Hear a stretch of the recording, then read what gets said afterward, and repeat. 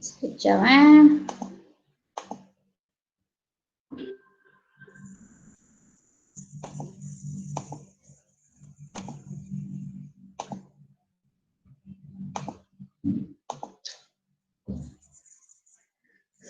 Okay, you boleh nampak slide saya?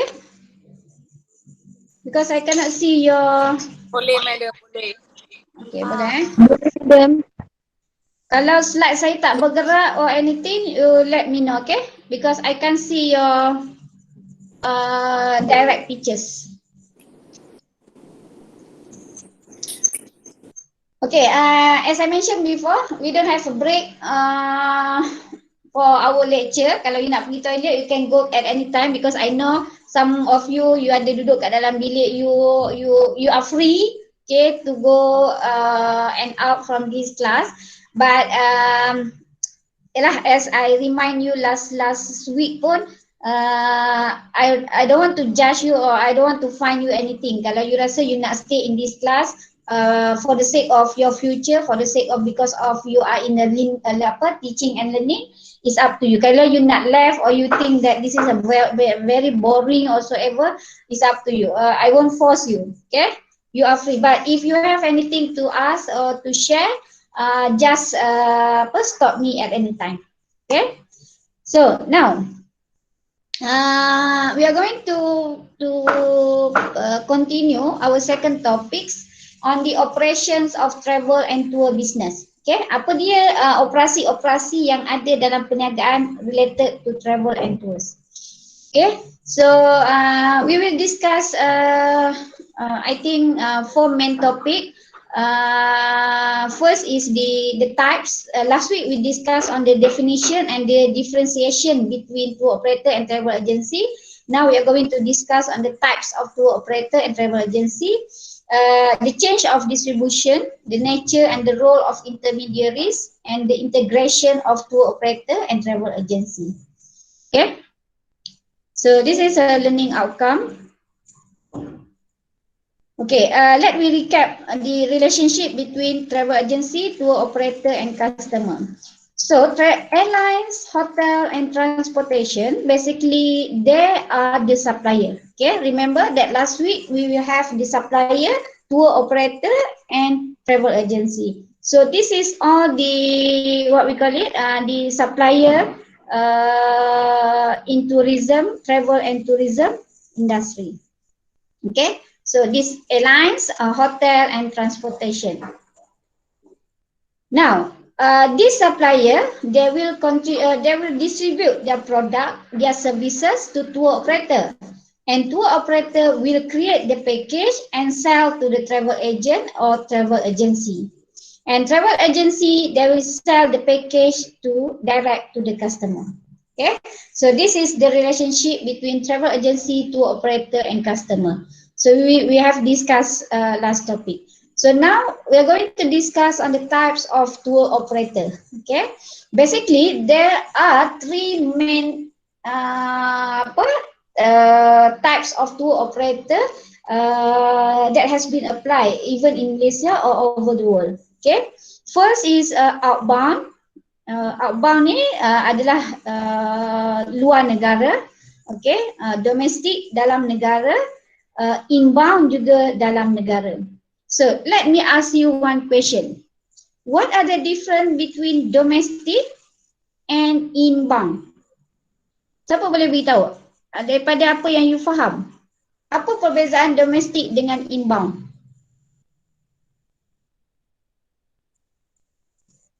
Siapa tahu?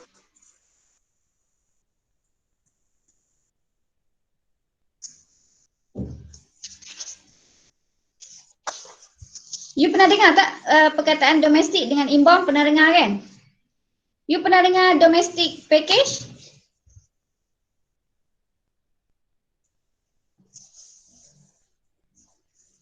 Hello?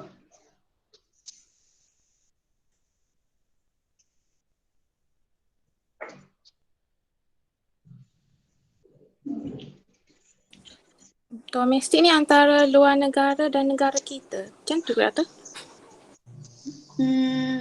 Okey, lagi saya tak kata betul dan saya tak kata salah. Siapa lagi boleh beritahu? Apa yang you faham domestik dan inbound? I rasa domestik tu macam kita travel kat negeri kita sendiri. Okey, inbound. Inbound, siapa tahu?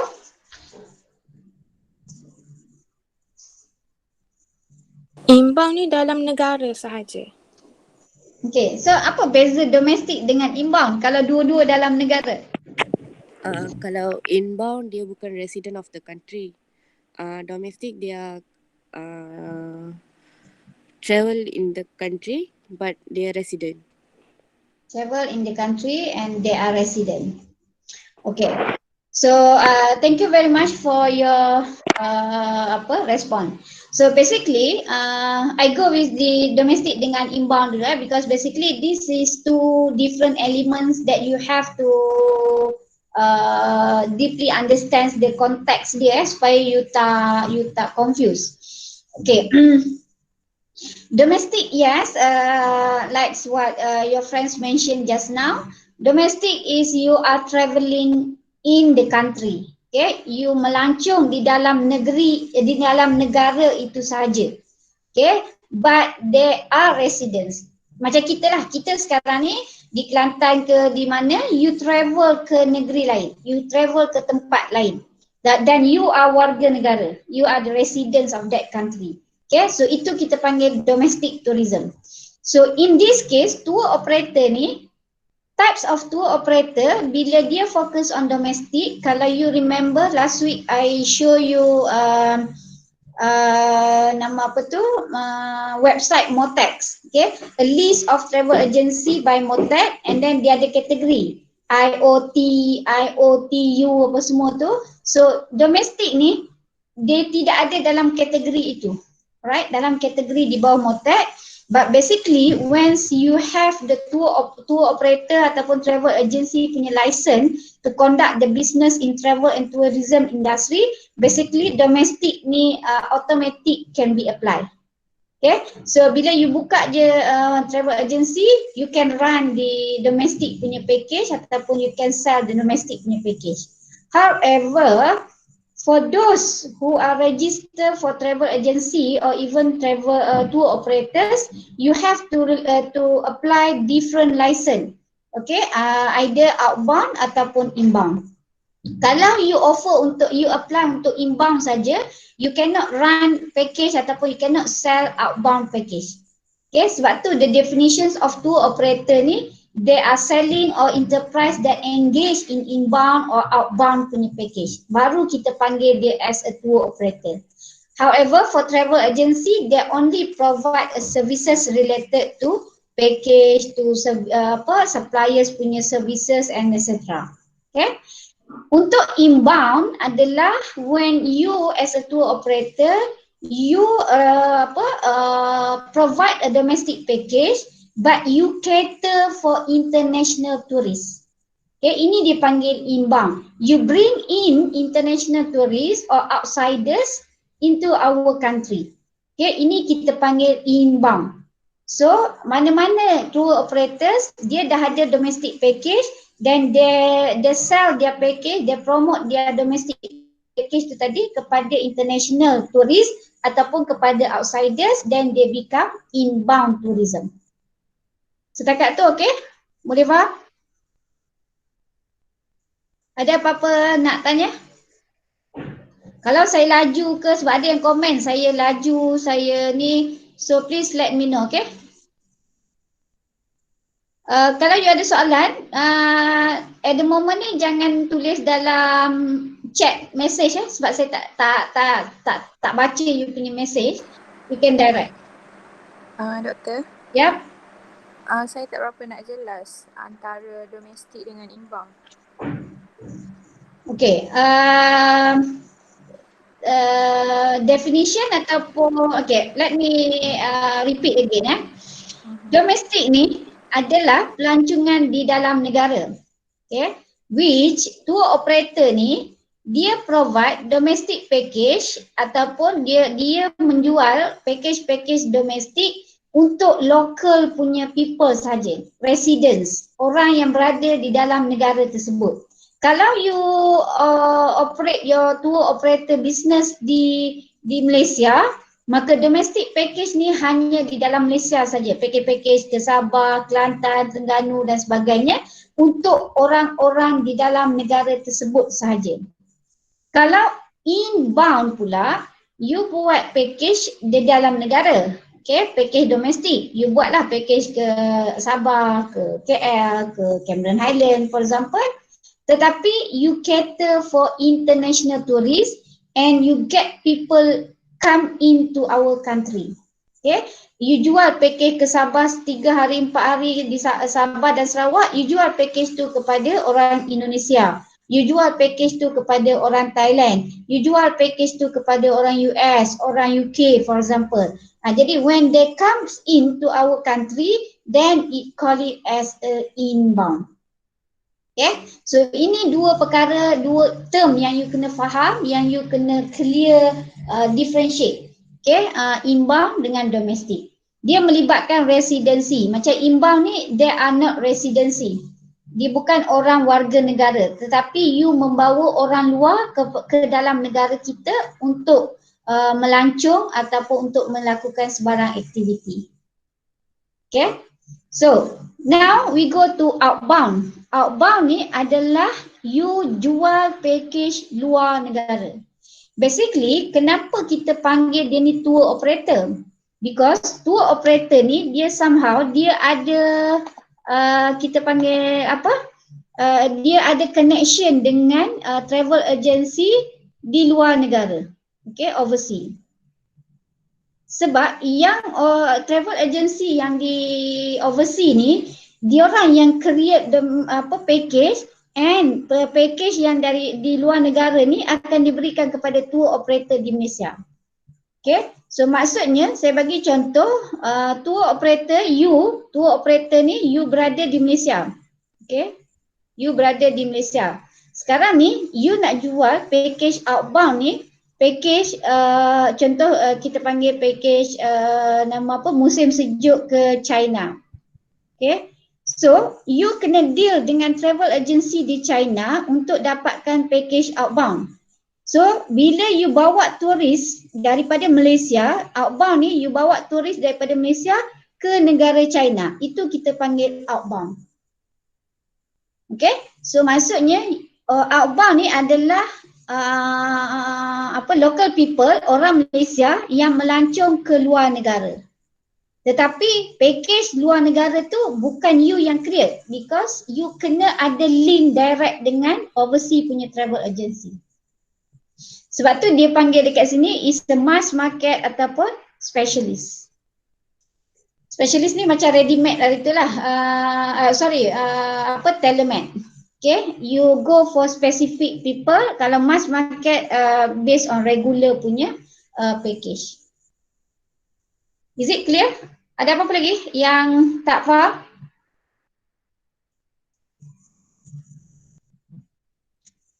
Boleh? Semua boleh?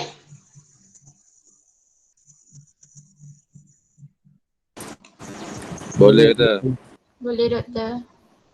Okay, so saya proceed So ini adalah dia punya explanation dia lah. Jadi nanti you boleh detail baca lebih detail. Macam tadi saya go for one tu, saya just repeat, outbound ni dia focus on destination outside. Either you go for mass market ataupun tailor-made package. Okay, so ini explanation dia lah. Domestic ni you assemble and combine component into one package, resident with their own country. Okay, itu domestic. Kalau inbound pula, you coordinate travel arrangement on behalf of international overseas tour operator. Yang ini contohnya macam tadi, outbound you ambil package daripada luar negara. Inbound ni pula you jual package you kepada tour operator di luar negara, contohnya di China. Jadi travel agency di China akan beli package you di Malaysia ni dan akan bawa orang dia untuk masuk ke Malaysia. Okay, so ini kita panggil dia sebagai package outbound. Package inbound. Okay, sorry. So bila package inbound, you as a tour operator, ni you kena uruskan semua elements ni. Ini diuruskan oleh tour operator di Malaysia. Kalau outbound tadi, semua elemen ni diuruskan tour operator di negara tersebut. Okay, secara dasarnya, when we talk about travel and tour industry ni di Malaysia, all over the world lah basically, kalau you jual package di negara tersebut, basically you tak boleh nak handle trip tu. You kena pass button tu kepada tour operator di negara tersebut. Sebab tu kalau you jual package inbound, kalau orang China datang Malaysia, orang Jepun datang ke apa ke, dia akan ada tour leader dia yang akan bawa turis dia masuk. So bila dia dah masuk ke Malaysia nanti, tourist guide Malaysia ataupun tour operator di Malaysia yang akan menguruskan the whole operation of dia punya package. Okay? So ini elements yang you kena tahu bila you deal with tour operator. Okay? So I give you the video ni supaya you boleh nampak lebih jelas lah dia punya perbezaan.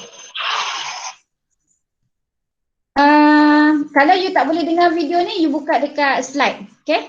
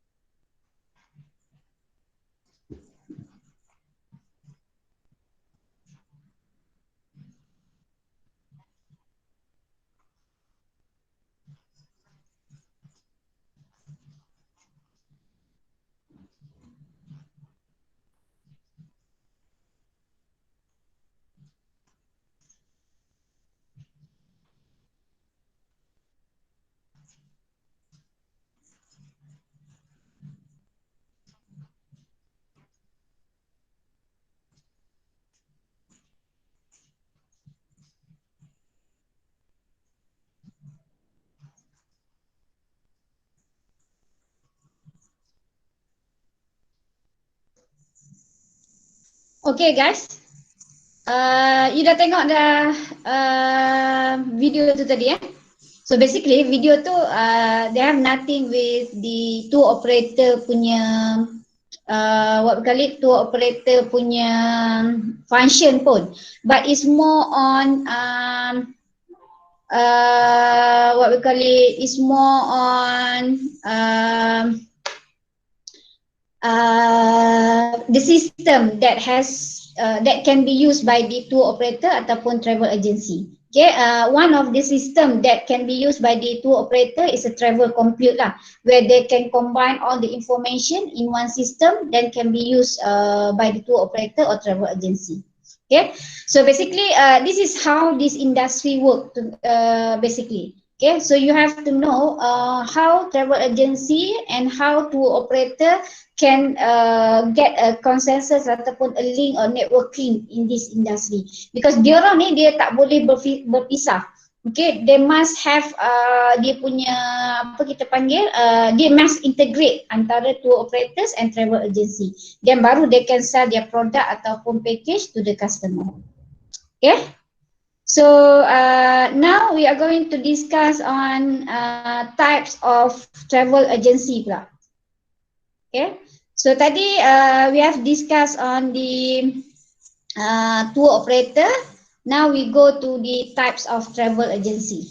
Okay, so this is basically the definition of travel agency as we discussed last week, which the enterprise that secure information and expertise. Maksudnya travel agency ni akan bagi advice kepada customer ataupun dia punya guest dia. Okay, so customer akan pergi untuk dapatkan service ataupun expertise, get the advice from the travel agency. So types of travel agency yang pertama adalah wholesaler travel agency. Yang ni kita akan cakap lah, maksudnya wholesaler ni adalah pemborong. Okey, apa maksud pemborong ni? Dia tak sama dengan tugas tour operator. Okey, tour operator adalah wholesaler indirectly. Maksudnya dia wholesaler, dia ni pemborong tour operator ni bila dia beli produk daripada semua supplier. So tour operator akan dapatkan produk daripada hotel, transportation, activity dan sebagainya, dan they can combine in one package. Okay, dia akan jadikan one package. Tapi wholesaler travel agency ni basically dia organize ataupun dia ambil ataupun dia jual the package ni in bundle secara pukal daripada tour operator ni terus kepada travel agency, kepada customer. Maksudnya travel agency ni dia jual lebih kepada group punya package. Okay, dia tak jual package yang melibatkan macam honeymoon untuk pergi 2 orang je. Okay, maksudnya yang wholesaler ni dia cater for group punya package yang numbers of tourists yang ramai. In fact, wholesaler assemble package tourists and sell them to the client by the retail travel agency. So dia juga akan supply package-package ni kepada retailer dia, kepada travel agency yang kecil.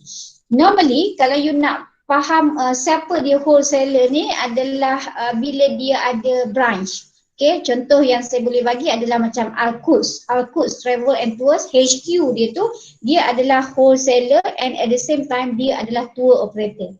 Okay, dia bertindak dalam 2 kategori. Sebab tu kalau you perasan balik, patah balik pada Motec punya website last week yang I discuss tu, so dia bila dia ada elemen I inbound, O outbound, T ticketing, and U tu umrah tu, so basically bila dia ada these all element ni, they are basically tour operator. Plus they are basically travel agency as a wholesaler. Okay, so ni basically bagaimana you nak define dia punya peranan dia. Okay, number 2 dia adalah retail travel agency. Retail ni biasalah dijual in in a small amount of package, numbers of tourists, dan dia bertindak on behalf of the product supplier in return to get a commission. Okay, contohnya macam travel agency yang ada di Kelantan, basically dia hanya jual contohnya dia jual tiket AirAsia. dia pula jual package domestik. So retail ni basically dia kedai-kedai runcit, dia hanya jual produk-produk yang simple je. That's why untuk retail ni dia business that perform the following function. Dia fair and rate, dia quote harga, dia buat reservation kalau you nak tempah hotel, you boleh buat dengan dia arrange ticket and accommodation, dia ada banyak ni. So ini tugas-tugas retail travel agency. Kalau you tengok secara lebih detail lah siapa retail ni, dia independent, maksudnya dia tak bersangkut dengan mana-mana travel agency lain. Dia juga bila you jadi e-agent ataupun you tak ada company tapi you buat dia secara online, e-agent pun you diconsider sebagai retail travel agency. Holiday hypermarket ni you just provide package saja tapi you tidak own ataupun you tidak provide other facilities ataupun ancillary services. Kalau you buat macam sekarang kita panggil dropship, saya rasa is more on home workers. You just jual produk on behalf of travel agency tapi you tidak memegang apa-apa produk dan you tidak mengeluarkan sebarang modal, right? That one we consider as home worker. Specialist ni pula is depend on the types of package ataupun interest kepada customer. Specialist ni sometimes dia hanya fokus, contohnya dia hanya buat package untuk adventure tourism contohnya, ataupun specialist dia adalah more on island tourism. Jadi dia jual based on ataupun according to specific interest of the customer. Okay, so ini yang normal. Yang mini pearls dengan multiples ni dia ada elemen yang berbeza. Okay, sekejap saya tunjuk dia punya ni. Okay, yang lain-lain ni you boleh baca kat sini lah. Ini dia punya detail penerangan dia yang melibatkan retail. Dia based on specific punya interest tu tadi. Okay, yang ini. Alright, multiple ni dia adalah offer ancillary services of vertically integrated company. I'm not sure whether you are familiar with word ancillary services ataupun tak.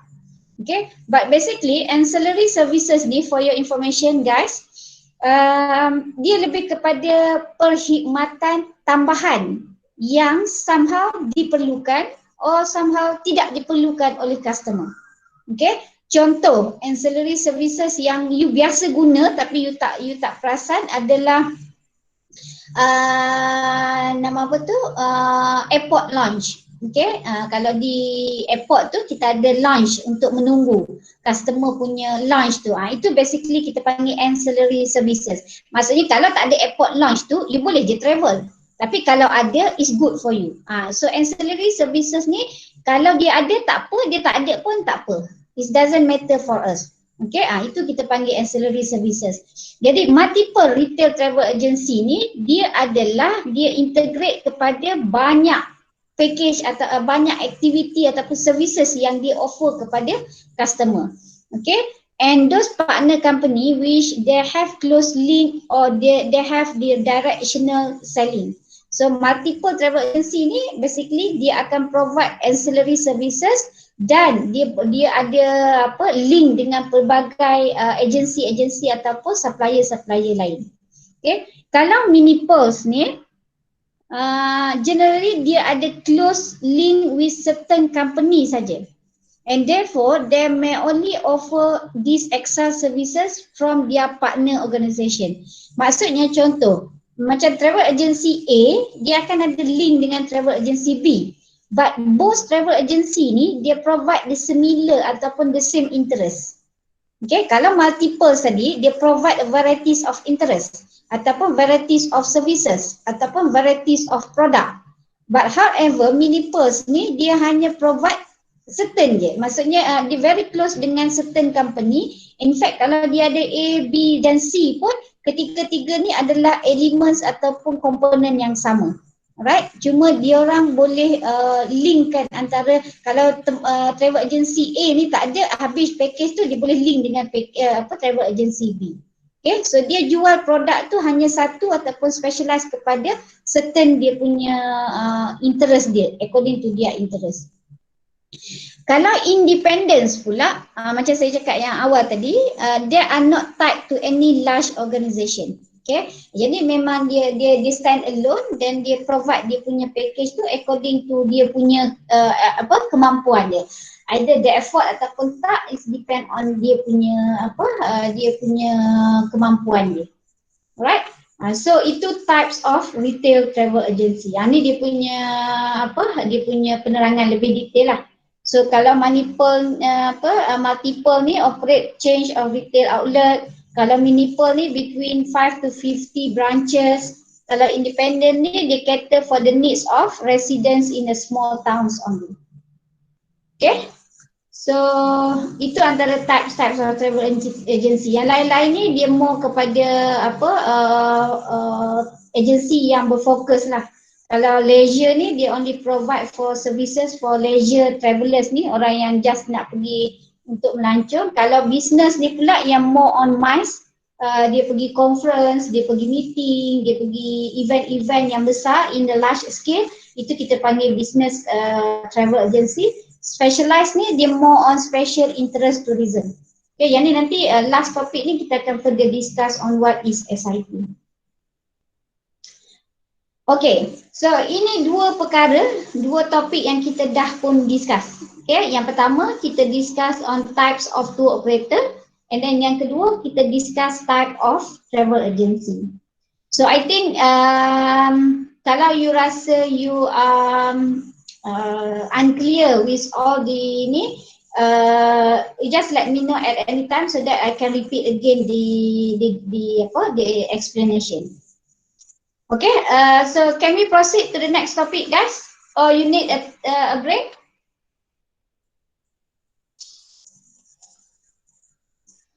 Okay, semua okay? Okay, doktor. Okay, doktor. Kalau saya laju, let me know, okay?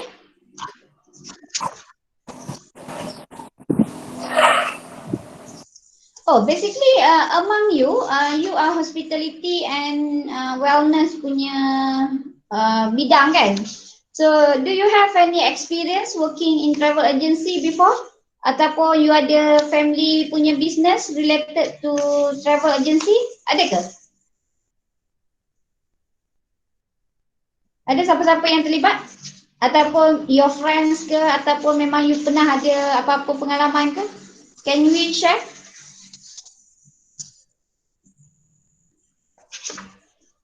No? Semua zero? Tak ada. Semua zero Ada doktor. Ada? Ada. Tak ada? Tak ada. So, I mean apa yang we discuss last week and this week is very totally new for you? Ya, doktor. Okay, so kalau saya guna word-word ataupun term-term yang out of your level tu, let me know sebab ada certain word tu, term tu maybe quite specialized lah in this industry. Okay, now can we proceed? Kan, doktor. Just proceed. Alright. Okay, now we go to the next topic, the change of distribution ataupun rantaian pengedaran. Okay, bagaimana dia buat pengedaran kalau produk ataupun barang-barang yang tangible, you boleh tengok lah kotak A dibawa ke sini. Tapi kalau in travel and tours ni you jual package, which you are not dealing with a product ataupun benda yang tangible. Yang you jual adalah services, which kalau dia satisfied, dia puas hati, maka orang akan rate your service. Dia tak akan rate you punya produk because dia tak ada produk. Yang produk hanyalah hotel tu. Maksudnya di hotel tu sendiri sama ada customer puas hati ke tak dengan bilik yang you sediakan, cadar dan facility dalam bilik. Itu saja produk. Tetapi basically yang you rate pada pembelian you adalah service. Bilik tu okey ke tak, servis you, layanan yang you berikan dan sebagainya. So basically our industry ni, baik tourism, hospitality or wellness, basically we sell the services. Okay, so it's very important for us to make sure that all the services given to the customer must be up to the standard ataupun must worth with the price that they pay for us. Okay, so bagaimana dia diedarkan? Okay, kita ada beberapa cara, okay, ataupun beberapa kriteria. So kalau you tengok dia punya ni travel agent punya purchase process dia ni bermula daripada atas ni. Okay, bermula daripada sini. So first kali you establish a rapport with the client. Maksudnya you dah dapatkan maklumat with the client, you dah tanya dia berapa hari dia nak pergi, what are the preferred activity and etc. Then barulah you akan evaluate. You make yourself understand on the customer punya keperluan tadi, the needs of the customer. How many, where, when, semua tu mesti ada dalam you punya assumption, dan you mesti put in a report supaya you tahu apa yang customer nak. Dan bila you dah nilai apa yang customer nak tadi, barulah you advise. Inilah kerja travel agency ni adalah untuk advice. Okay, so dia akan bagi advice kepada customer dia on the product knowledge, client selection and dismissal of the product. Okay, maksudnya you akan bagilah kalau dia kata, oh I would like to get a package on to release the stress. So kalau you rasa oh release the stress ni is a keyword. So produk tempat mana yang you nak suggest to your customer? Can you say that kalau orang nak release stress, then you offer hotel dekat Kuala Lumpur in town?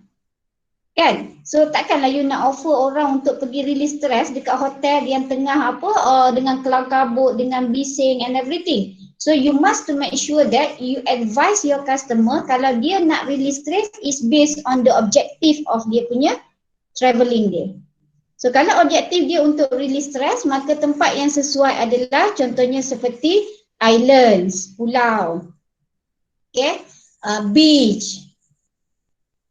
So ini antara tempat-tempat yang you boleh propose. Ataupun if they prefer to go to the nature environment, okay, pergi ke hutan untuk dia release stress, it's okay.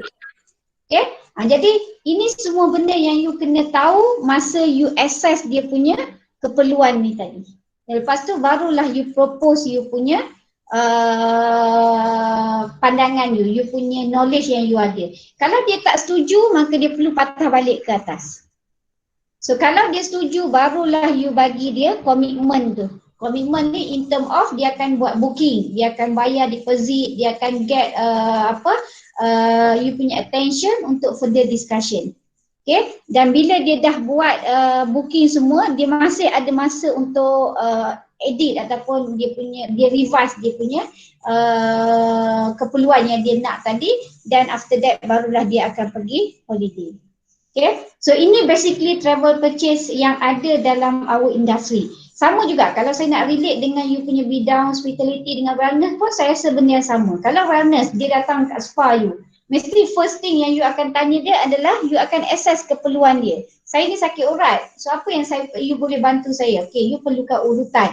Tapi urutan apa contohnya? You have to have a back massage punya package for example. Then dekat sini you akan promote dekat dia. Okay, I think you need to have our relax our back massage punya package. Maybe you consider dia as a rest and relax package for example. 30 minutes for back massage package. We have a reflexology package for you. So something that you have to relate with your customer. So I believe that this purchase process ni basically similar to all industry.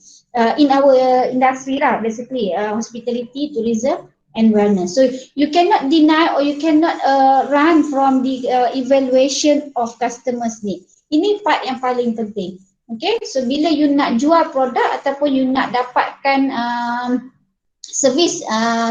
you nak jual produk ataupun you nak get the attention from the customer, you must to make sure that you punya evaluation tu you have to assess customers needs ni very particular.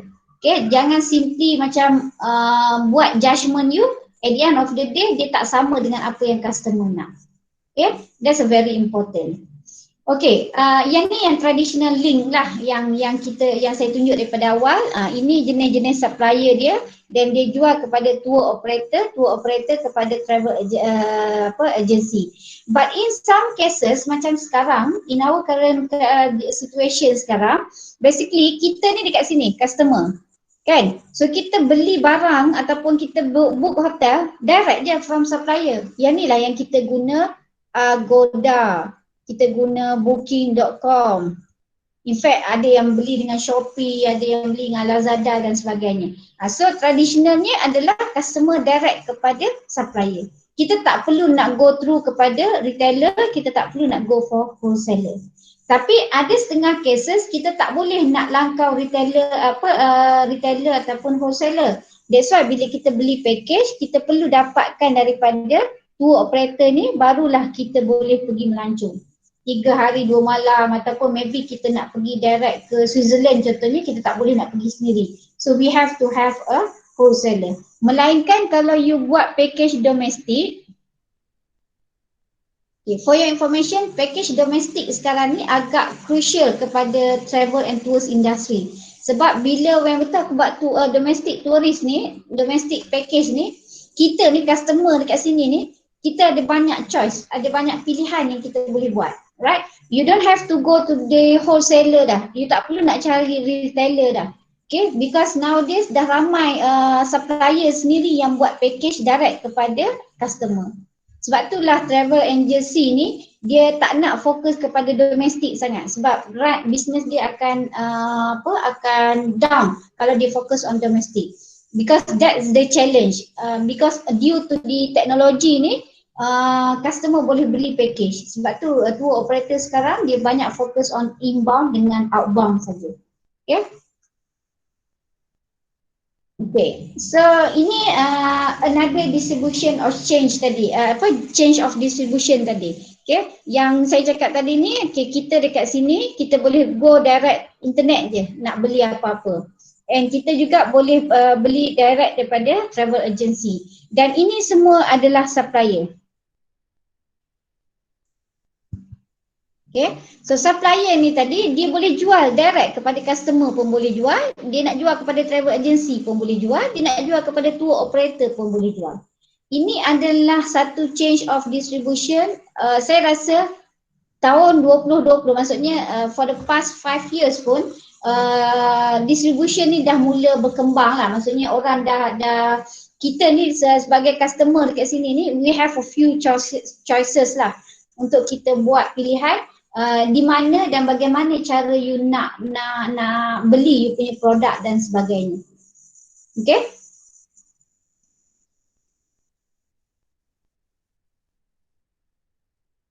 Okay, now I think this is another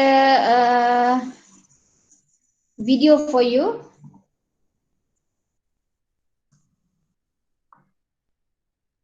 Kenapa tak nyala?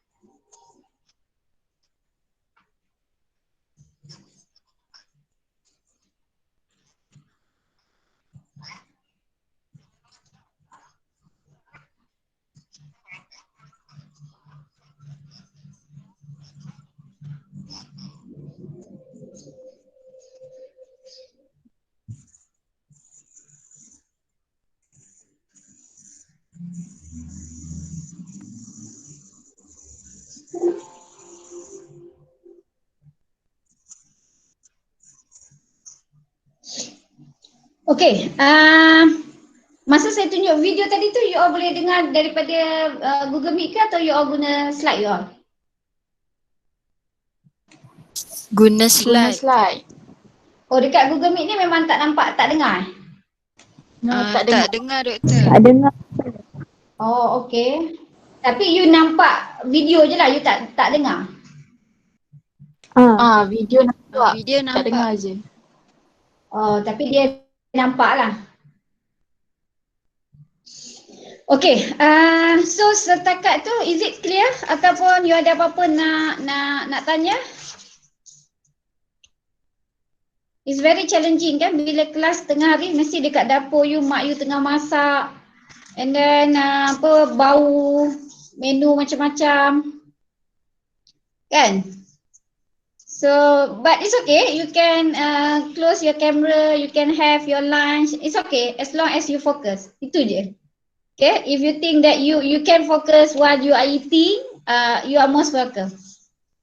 Saya rasa maybe ada some of you dalam kereta, I'm not sure. Maybe is it because of networking? Network connection you? Betul? Okay, yang lain di rumah lah kan? So basically ada yang balik ke campus ke? Ada yang di UMK? Sebab saya difahamkan yang hospitality, you ada kelas kitchen kan? Ya. Ada kelas.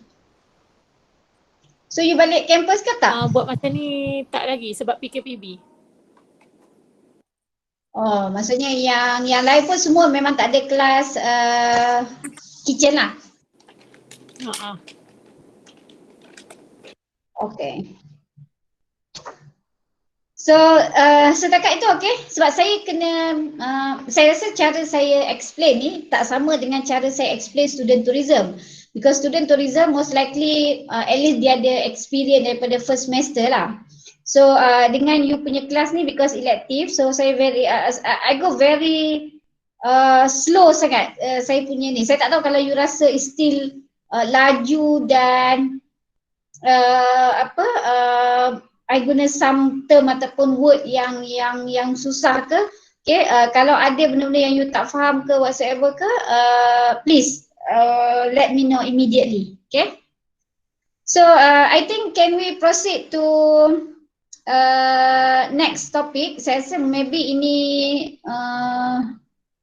last lah kot topik yang we are going to discuss. But before that, apa ni?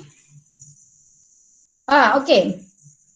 So basically saya nak tanya, you as a customer lah, okay? You put yourself as a customer.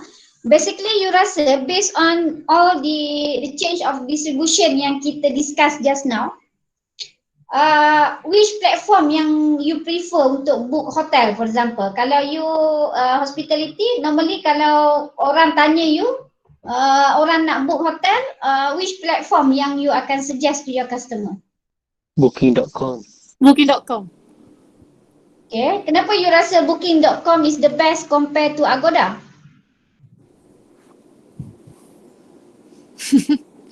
Sebab dia punya platform senang difahami. Agoda pun senang. Tak senang Booking.com. Harga pun Booking.com lagi better kot. Okay, so maksudnya you buat comparison, satu in term of harga.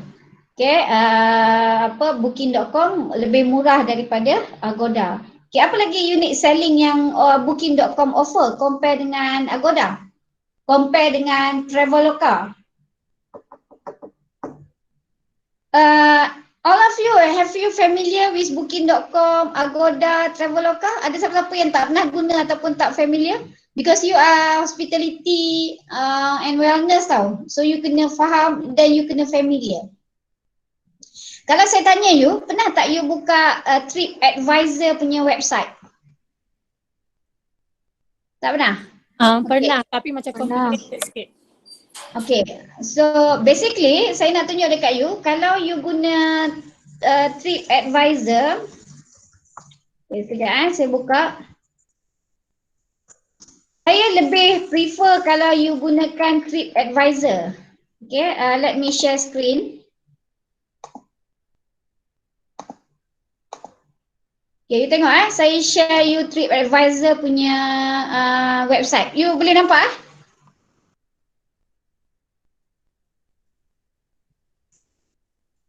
Okay, keluar tak dekat you punya screen? Belum. Tak keluar lagi. Tak keluar. Tak keluar lagi? Tak keluar.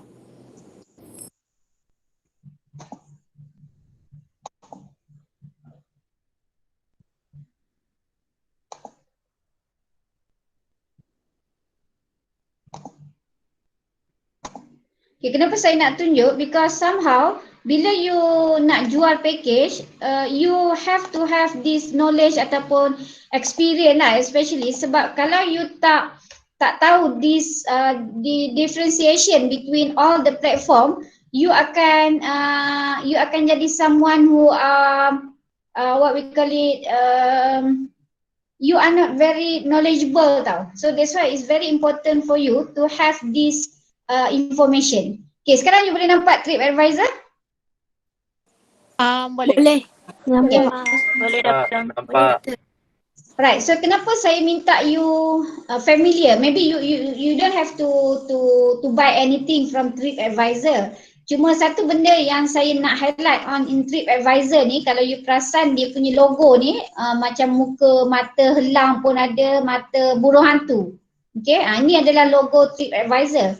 Kalau you pergi hotel mana-mana, especially on hospitality, you kena study tau. Dia punya dekat front office dia tu, dekat dia punya meja untuk kita check in tu, TripAdvisor certified ataupun being recognized hotel-hotel yang memang dapat 5 star up to 10 star punya komen daripada customer. So dalam TripAdvisor ni, dia sama je. Konsep dia macam Agoda, Booking dan sebagainya. You boleh booking hotel, you boleh booking holiday rental, you boleh buat travel forum, things duduk, flight dan sebagainya. Tapi kalau you go for right review ni, you boleh tulis apa-apa review based on you punya experience. Okay, sebab tu kalau you study pasal hotel, hospitality especially, you boleh study on people punya level of satisfaction dia based on TripAdvisor punya review. Okay, so kalau you tengok kat sini, ini nama-nama nama-nama lokasi lah. So kalau you pernah pergi nasi ulam, you rate lah excellent ke berapa ke, nasi Kak Wok, ni semua di area Kelantan lah sebab saya duduk di Kelantan.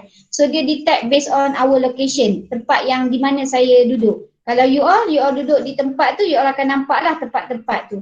Jadi you boleh write based on review. Tapi yang saya nak highlight dekat TripAdvisor is, dekat sini pun you boleh dapatkan package holiday, airlines dan sebagainya dekat tepi ni. Okay, so you boleh juga beli trip post you puas hati dengan icon love dan sebagainya. So dekat sini you boleh dapatkan semua maklumat tentang rental di Kuala Lumpur. Dia lebih, orang kata lebih broad dia punya information basically. In fact dia ada ni travelers guide. Sebelum you nak become a travelers, you can read the whole information yang orang share melalui TripAdvisor. As compared to booking.com, Agoda dan sebagainya, TripAdvisor ni more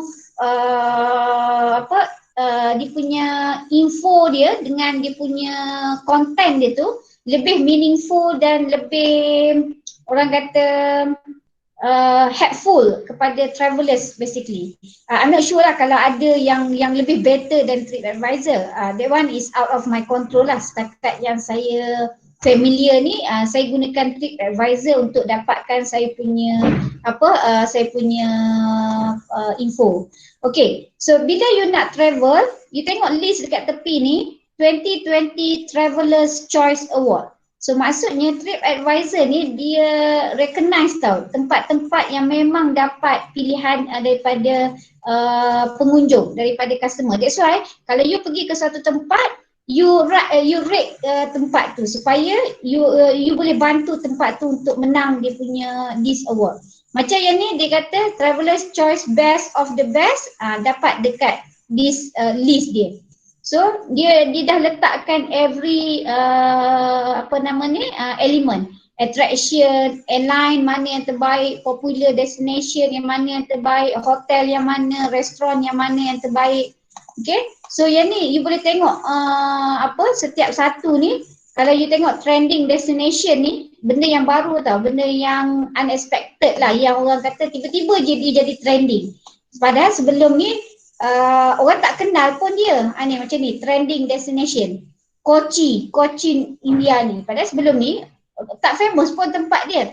Tapi because of they create something yang baru, produk yang baru tu, maka dia jadi best of the best ataupun the trending destination in over the world. Luzon, kalau you tengok, kita pun tak pernah dengar nama tempat ni, tapi dia dah jadi trending. Okay, dia jadi ni. So ini semua nama-nama tempat yang become trending lah. Kalau you nak travel ke mana-mana negara tempat ke, you boleh tengok dekat sini, dekat TripAdvisor ni. Da Nang, Vietnam ni, macam mana orang create tempat ni, jambatan macam ni tiba-tiba ada tangan. So this is all the things yang you boleh share dengan you punya kawan-kawan, ataupun bila you pergi LI ke for example, ataupun you nak create package ke, you boleh study dekat TripAdvisor punya content dengan information. Okay? So itu basically apa yang saya nak share lah. Kalau you talk about change of distribution tadi tu, basically ini antara platform-platform yang you kena familiar lah. Supaya bila you buka, you study, you dapat all the information, you boleh buat comparison. Okay, either you nak gunakan Agoda ke, Booking ke, TripAdvisor ke, Traveloka ke. So you list down semua dan you buat comparison each of these platform. Saya bagi you hint jugalah kalau sekarang ni you tengah nak buat PPTA, it's a very interesting topic untuk you buat.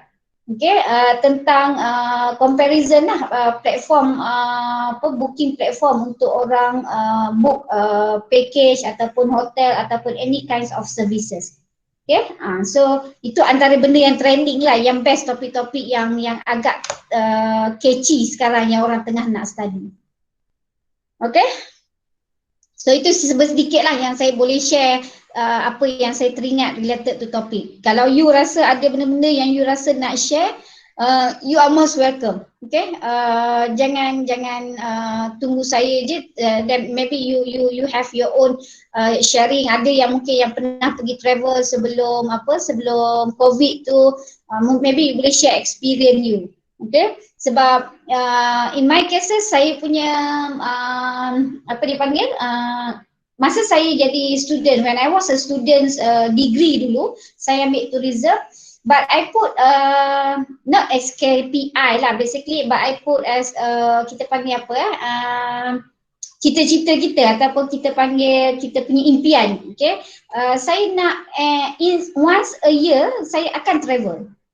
Okay, masa saya degree tu saya akan cari duit ataupun saya akan fikirlah macam mana untuk saya dapatkan duit.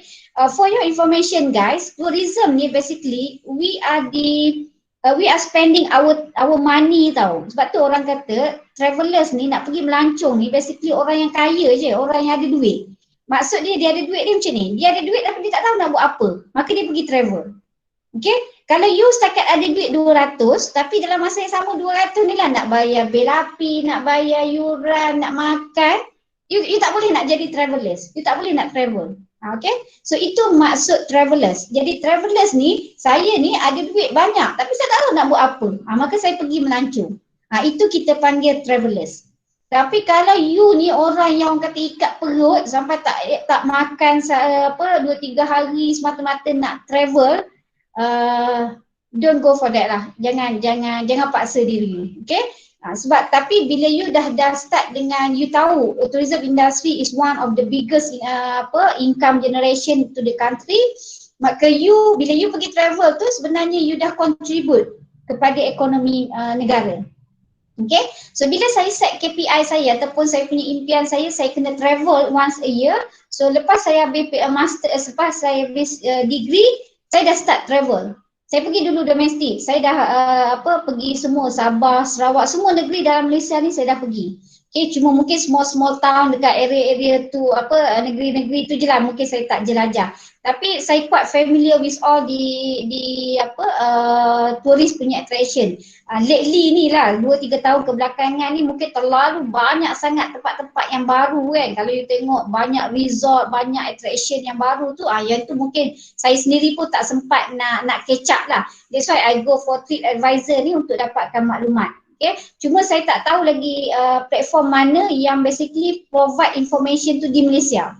Okay, yang macam TripAdvisor ni dia all over the world tau. Yang di Malaysia saja saya tak sure website mana. So lepas saya pergi habis degree, saya sambung master, saya dapat kerja, and then saya dah start kerja, memang every year saya akan pastikan saya travel. Sekali tu mesti overseas dan yang lain tu mesti local lah. Local ni normally 2 hari 1 malam ke.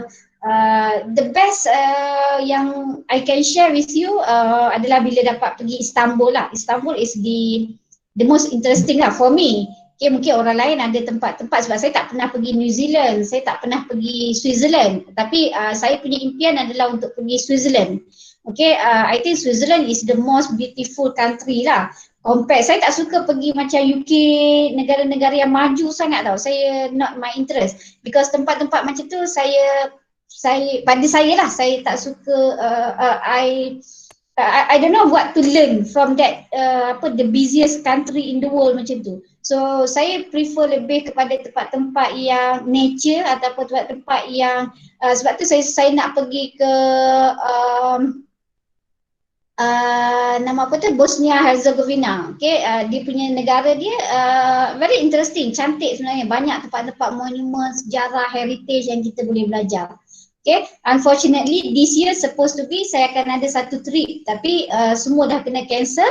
Mungkin tahun depan pun tak lagi lah kot, 2022 tu kalau betul-betul okey baru kita akan start untuk overseas punya trip lah. Or else kita support lah negara kita dengan travel dalam negara lah.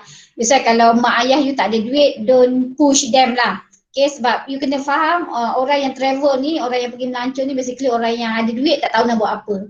Okay, but sometimes other people said that we have to force ourselves untuk pergi travel.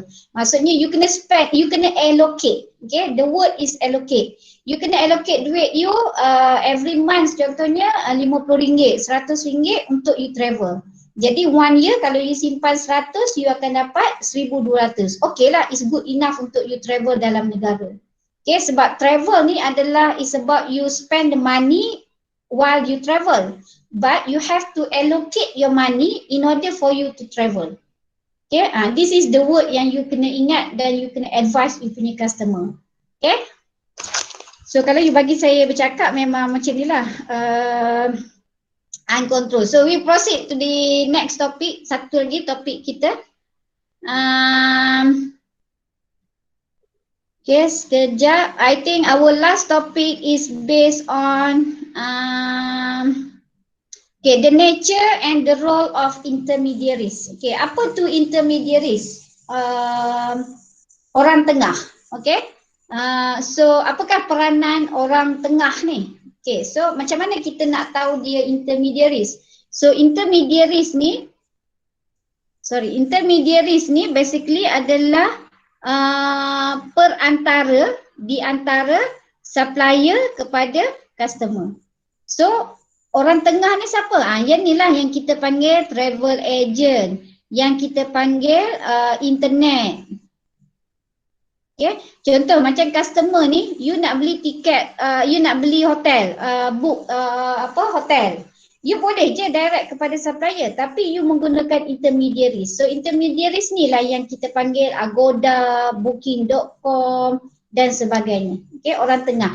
In fact, intermediaries ni adalah travel agency juga. Jadi siapa intermediaries? Is a middleman. Okay, a firm or person such as a broker ataupun consultant who act as mediator on the link between parties to business deal or investment decision. Okay, itu intermediaries. Kalau disintermediation pula, you buang peranan intermediary ni. Ya, jadi yang inilah customer, supplier direct kepada customer.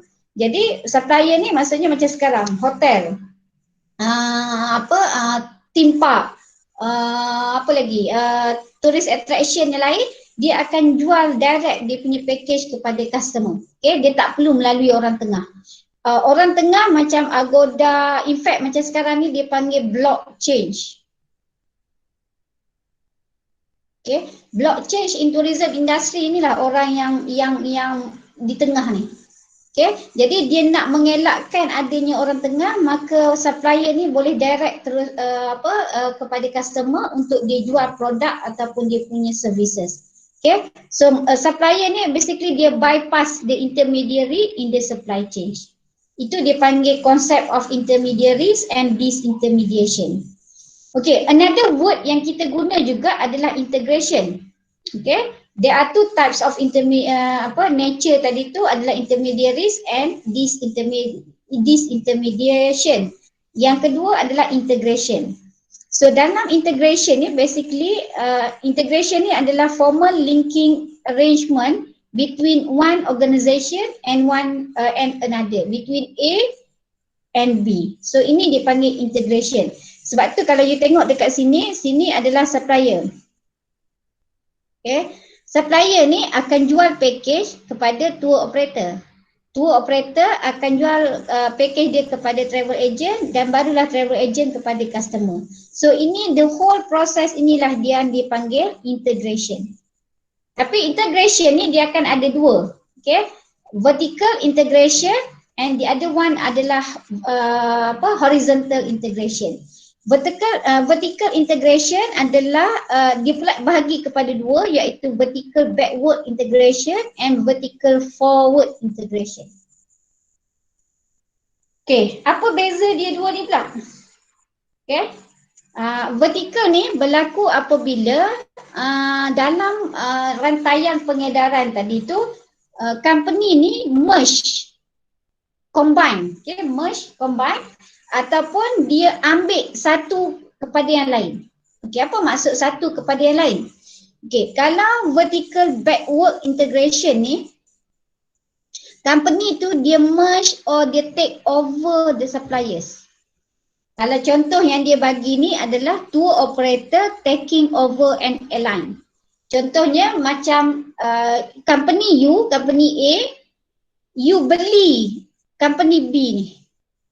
Okay, you ni Al-Quds Travel and Tours for example, you beli ABC Travel and Tours. So bila you beli ABC Travel and Tours, they are no longer exist, then now they are merged to Al-Quds Travel and Tours. So ini yang dia panggil vertical backward integration. Okay, dia merge ataupun dia take over company tu. Another example, contohnya Hilton Hotel take over Sheraton contohnya. So dia akan jadi Hilton bla bla bla bla. Okay, so maksudnya Sheraton ni dah tak wujud, dia akan combine dengan Hilton. So itu dia panggil vertical backward integration. Kalau vertical forward integration ni, company tu dia merge ataupun dia take over the distribution or its product to the customer. Contohnya, tour operator take over a change of travel agent ataupun the tour operator take over an online travel agent. Okey, maksudnya dia ambil macam yang ni, yang vertical backward ni, dia take over the whole the whole business tu, the whole company tu. Nama dia, semualah dengan orang-orang dia semua dalam company tu dia ambil semua. Kalau forward ni, dia hanya ambil distribution saja, sebahagian daripada edaran produk kepada customer tu. Mungkin contohnya macam company A ni, dia take over company B in term of apa? So dia ambil sebahagian ni untuk dia mergekan dalam company dia. Tapi B ni still operate macam biasa. Okay? So itu dia panggil vertical forward integration. Kalau ni dia punya contoh yang lebih detail lah. Daripada supplier kepada wholesaler, wholesaler kepada retailer dan kepada consumer. So ini dia punya vertical dia lah, dia ke bawah gitu. Kalau horizontal ni, dia berlaku pada same stage of distribution, pada level yang sama. Okay? Sebab tu dia berlaku kat sini, pada tahap yang sama. They're offering the competing product, merge to one takes over to another. Dalam horizontal ni, walaupun dia berlaku dalam level yang sama ni, dia pun ada dua. Sama ada dia merge ataupun dia take over. Merge yang macam saya cakap tadi lah, two company merge to become one larger company. So dia berlaku pada level yang sama. Contohnya macam airlines ni, dia take over another airline. Contoh macam MAS, Malaysian Airlines, dia take over Firefly. Okay, so now Firefly ni dah tak ada Firefly ni dia can use their own name, Firefly juga, tapi owned by Malaysian Airlines. Dia macam tu. Okay, kalau take over ni dia memang 100%. Company tu dia beli dan dia control segala bisnes dalam company tu. Jadi kalau macam ni, yang merge ni dia guna lagi nama Firefly. Kalau yang ni, kalau MAS beli Firefly, Firefly ni dah tak ada dah. So everything owned by the Malaysian Airlines. Okay, organisation ni takes ownership of the other organisation. Kalau merge, dia cuma combine je. Dia still boleh guna tapi it belong to the biggest punya portion tu. Kalau dia take over, dia control semua content dan semua elemen dalam company tu. Okay, so basically untuk integration ni dia akan ada dua, vertical and horizontal. Okay, kalau tadi this intermediary ni akan ada dua, this intermediary and this intermediation. Okay, so dia akan ada dua macam tu. So dalam integration ni juga vertical akan ada dua, vertical forward and vertical backward. Kalau horizontal akan ada merger dengan takeover. Okay, so kalau yang ni maksudnya kalau vertical integration ni, supplier ni dia boleh take over the wholesaler ataupun wholesaler boleh take over the travel agent. Dia berlaku pada level yang tidak sama. Okay, yang ini dia panggil vertical. Kalau horizontal ni dia berlaku pada level yang sama. Nampak tak? Kalau supplier dia take over supplier je. Airline dia take over airline. Airline ni dia tak boleh nak take over wholesaler dalam horizontal sebab dia kena berlaku pada level yang sama. Kalau horizontal tadi tak apa. Supplier ni boleh beli macam travel tour operator, macam hotel boleh je beli tour operator sebab dia berlaku pada vertical integration. Tapi kalau horizontal dia kena berlaku pada level yang sama. Wholesaler akan berlaku pada level ni, travel agent akan berlaku pada level travel agent. Okay?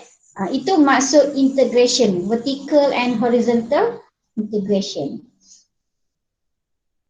So, setakat itu, ada apa-apa persoalan? Is it clear?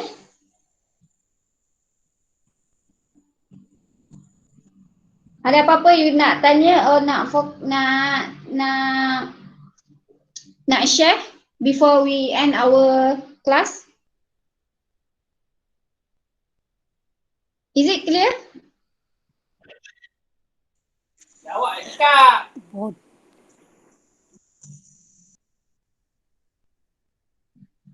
Siapa yang jawab tadi?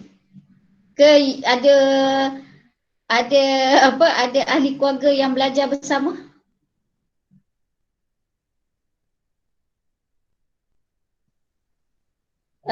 Nampaknya semua orang dah tutup kamera, meaning to say ramai orang dah buat aktiviti sendiri, maybe lunch while classes. So I think kalau tak ada apa-apa, I will what we call it, prepare your tutorial question in e-learning as usual. But I have a good news for you. Those who have tutorial class on Thursday for this week, most probably I don't think, or perhaps you have your own activity, right? Because this Thursday is a holiday. So there is no tutorial class on this Thursday. Okay, jadi tutorial class hanya is meant for L1 T1 and L1 T2 only. But L1 T3, I would prefer for you to answer all the question as well. Okay, you can start to answer the question sama dengan waktu L1 T1, L1 T2. But saya akan buka sesi tutorial tu is much longer than before. So saya akan buka dia perhaps 2 days. Okay. So tutorial you adalah malam besok, hari Rabu malam. Jadi saya akan buka tutorial tu bermula daripada esok pagi sehingga hari Khamis petang tu. Okay, so you have 2 days lah untuk buat you punya tutorial punya question. Okay, so untuk L1 T1 malam besok saya akan bagi you attendance, dengan L1 T2 pun static QR code. Jadi please scan your QR code. Masa you cuti mid break nanti, mid semester break nanti, baru saya ada peluang untuk check all the tutorial punya answers as well as your attendance. So saya akan tengok siapa yang involve ataupun tak. That's not my concern sebenarnya attendance, but I have to report to the faculty every week basically. How many student attend the class and everything. Sebenarnya saya tak nak pun buat kerja tu because dia memberatkan kepala otak saya. As for me, kalau you rasa you nak belajar, then you join the class. Okay, kalau you tak nak belajar pun, that's not my fault lah, ataupun that's not my concern pun. Because saya tak boleh nak control you. You nak tutup kamera, saya nak paksa you pun, that's not level dah. You are matured enough to understand what are your important element and everything. So saya tak perlu nak paksa dan saya tak perlu nak repeat the same things. Okay. The other info yang saya nak share with you is for this week punya classes, there is no attendance class using Google Form. Okay. So your attendance is based on QR code. Cuma untuk siapa yang Apple users tu yang tak boleh nak sign in nak scan QR code tadi, please write down your name and you punya metric number dekat chatting room. So after the class saya akan key in manually your attendance. Okay.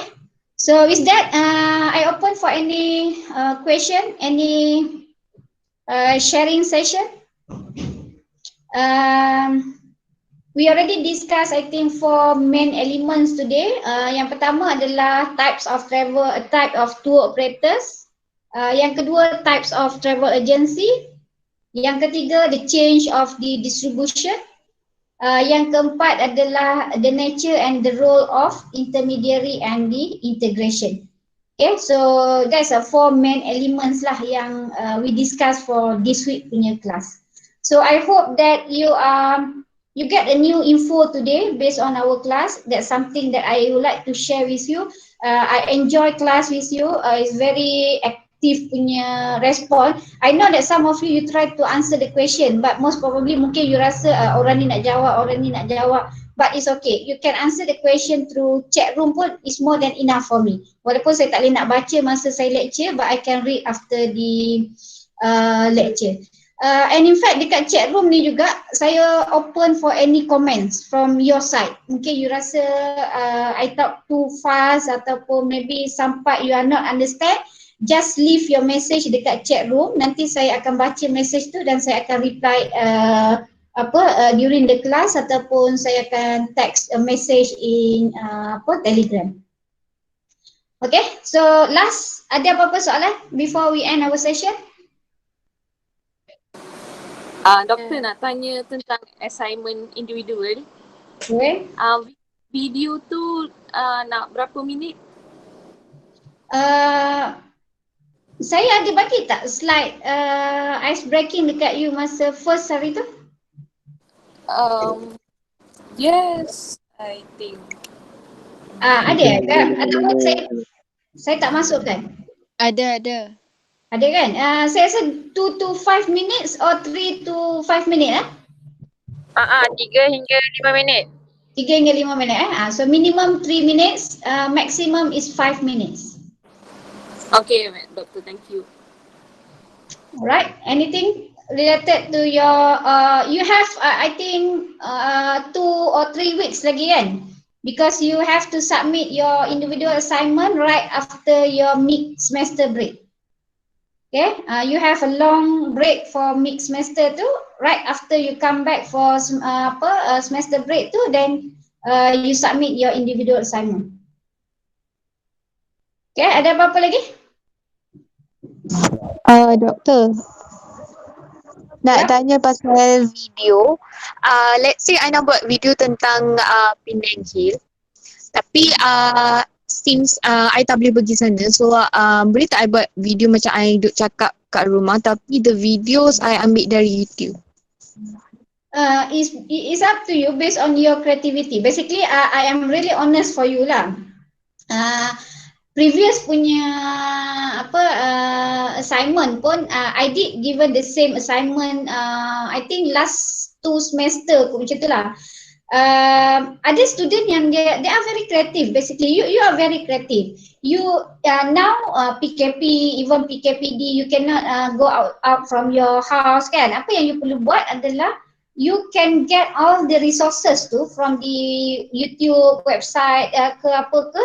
You combine all the information, create your own video. It's more than enough for me. Kalau you boleh keluar, you boleh gain your own experience, real experience on that particular places, go.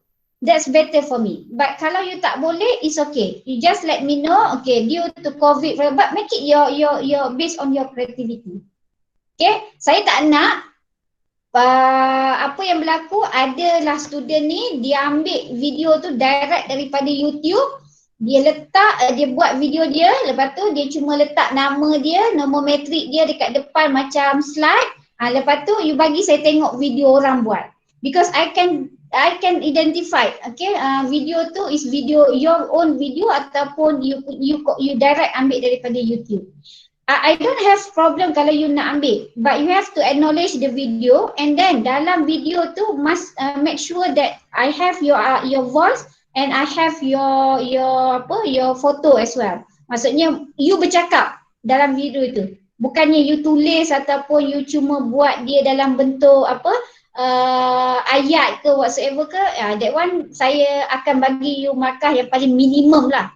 Saya tak akan bagi 0, tapi saya bagi yang paling minimum. So kalau markah you 15 tu, minimum saya 5 lah you dapat.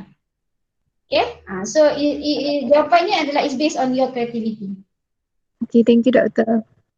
I need more info tau dalam you punya video tu. Contohnya you nak buat tentang okay, how to travel during COVID-19. It's okay. Then you buat you punya you record you punya video, but at the same time dalam video you tu you akan ada macam kartun ke ataupun you akan take pictures ke masuk ke people we have to wear mask for example, but how to wear a mask, okay, you pun tunjuk. So it's based on your creativity. Or perhaps you want to promote a tourism destination in your area. Okay, then you go to the area that particular places too, then you can see you can promote. Okay, this area ataupun this places ni is called as okay apa what are the facilities provided at that particular places, what are the the unique ataupun the most interesting part ataupun activity dekat situ. This is something that you have to promote about the particular. Kalau you boleh add on in term of the history tempat tu ataupun what people say about the that places is based on your creativity. Okay, saya lebih suka kepada information lah. Saya tak nak tengok dia lebih kepada video semata-mata ataupun gambar semata-mata. Sebab benda tu saya boleh dapat daripada internet je. Right? Any question? Nanti saya carilah satu contoh student yang senior you yang buat yang dapat full marks. Okay, nanti saya share dalam Google Classroom ataupun dalam e-learning. Then you can see dia punya cara macam mana dia buat dan what is my expectation. Tapi maybe dia kuat berbeza sikit lah dengan SEM ni because of COVID. So saya pun takkan bagi you minimum marks kalau you tak boleh pergi tempat tu. It's okay but it's based on your creativity. Okay, so kalau tak ada apa-apa lagi, I thank you for your response, for your commitment for this lecture. I'm enjoy having 2 hours classes with you. I hope that I share enough and a good information for you. Even though it's a quite new or maybe some of the information is quite common for you, but that's something that I have to share based on the topic that we already discussed. Okay, with that, thank you so much for today's class. I'll see you next week, inshallah. Right, thank you. Assalamualaikum warahmatullahi wabarakatuh. Thank you, Doctor. Alright, thank you, Doctor. Thank you, Doctor.